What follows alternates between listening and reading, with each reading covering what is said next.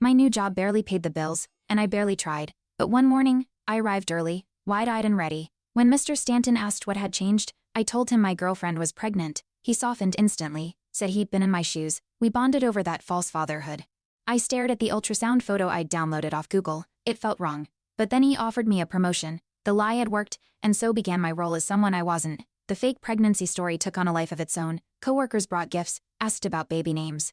I laughed nervously, dodging details with charm. Mr. Stanton even invited me to his home, saying fatherhood bonded men in unspoken ways. I watched him cradle his real baby girl while my phone buzzed another fake OB appointment alert. My gut twisted, yet I smiled and played along.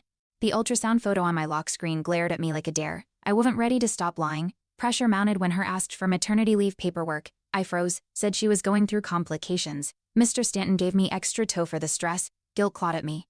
But I nodded. That night, I scrolled baby forums for terminology. The fake nursery photo on my desk felt heavier. I avoided calls, even from my mom. The lie wasn't just growing, it was kicking. Flashback hit when I saw coworkers' real ultrasound wavy gray image. Tiny fists. I remembered my dad never showing up to my own birth. I wanted to be nothing like him, but here I was, inventing a child. Mr. Stanton praised my maturity under pressure. I laughed too hard, too loud. The guilt wasn't just emotional anymore, it was physical. Like acid in my stomach. At a company potluck, a colleague brought a handmade baby blanket. For the little one, she smiled. I almost dropped my plate. The threads felt like chains. Gregory clinked his glass and gave a toast about fatherhood shaping leaders. I choked on punch, muttered thanks. Flashback again, me, alone on a metal chair while my mom sobbed. I wanted to run, but I stood still, drowning in my own invention. The twist came during a fire drill. Everyone gathered outside. A stranger asked, "You Jonah?"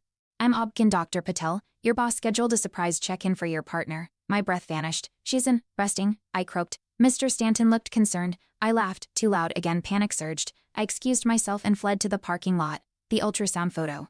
I deleted it. But that didn't delete the lie living inside me. That night, I called Mr. Stanton. "We lost the baby," I whispered. Silence, then his voice trembling. "Take all the time you need." I stared at my phone, now blank of images. My stomach sank. The lie was over, but it left a scar. I'd ended the performance, yet the pain I faked had become real somehow. Back at work, no one asked questions. Mr. Stanton left a condolence card on my desk. Inside was a note: "Still proud of you." I clenched it, ashamed. The fake story gave me a raised trust, belongings, but now every kindness hurt. I showed up early, still worked harder. I couldn't undo the lie, but I could outgrow it.